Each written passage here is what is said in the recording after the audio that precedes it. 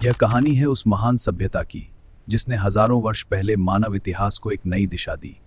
सिंधु नदी के किनारे बसने वाली यह सभ्यता अपने समय से कहीं आगे थी। सिंधु नदी केवल जल का स्रोत नहीं थी, बल्कि जीवन की धड़कन थी।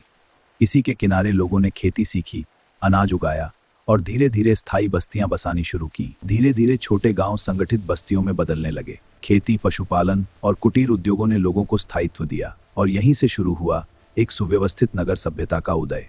इन नगरों की सबसे अद्भुत विशेषता थी उनकी सुनियोजित संरचना।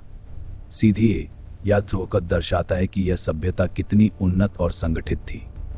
इस सभ्यता का महान स्नानागार प्राचीन इंजीनियरिंग का एक अद्भुत से बलय दर्शाता है कि स्वच्छता और सामुदायिक जीवन को यहाँ कितना महत्व दिया जाता था।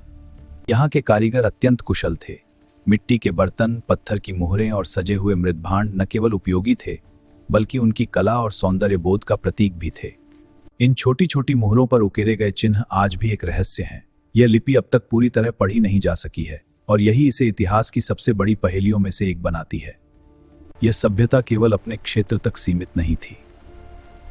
समुद्री और स्थल मार्गों के माध्यम से इनका व्यापार दूर दूर तक फैला हुआ था। इन नगरों का सामाजिक जीवन भी उतना ही संगठित था। बाजारों में व्यापार सुव्यवस्थित तरीके से होता था, जहां मानकीकृत बाट और तराजू का उपयोग किया जाता था। इस सभ्यता से 12 पदों को दर्शाते हैं। सूक्ष्म शिल्पकला यह सिद्ध करती है कि ये लोग तकनीक और सौंदर्य दोनों में निपुण थे। सिंधु सभ्यता की सबसे अद्भुत उपलब्धियों में से एक थी इसकी उन्नत जल निकासी प्रणाली। घरों से निकलने वाला पानी सुव्यवस्थित नालियों के माध्यम से शहर के बाहर तक पहुंचाया जाता था। इस सभ्यता में महिलाओं की भूमिका भी महत्वपूर्ण रही होगी।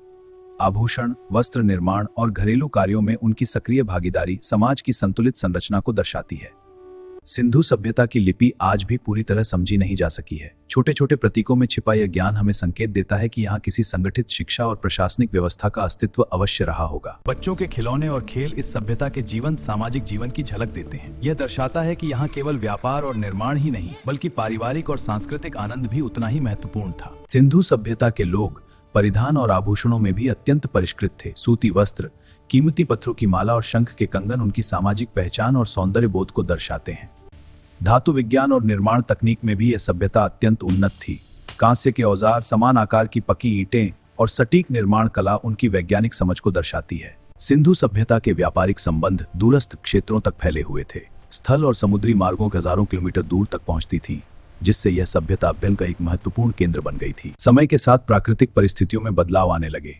नदियों का मार्ग परिवर्तित हुआ, जलस्तर घटा और खेती प्रभावित होने लगी। संभव है कि यही परिवर्तन इस महान सभ्यता के पतन की शुरुआत बने। धीरे धीरे बस्तियां खाली होने लगी, लोग नए स्थानों की ओर बढ़ने लगे। कारण चाहे प्राकृतिक हो या सामाजिक, परंतु यह निश्चित है कि एक महान सभ्यता का प्रभाव समय के साथ मंद पड़ने लगा। सदियों तक मिट्टी के नीचे दबी यह सभ्यता आधुनिक युग में पुनः खोजी गई।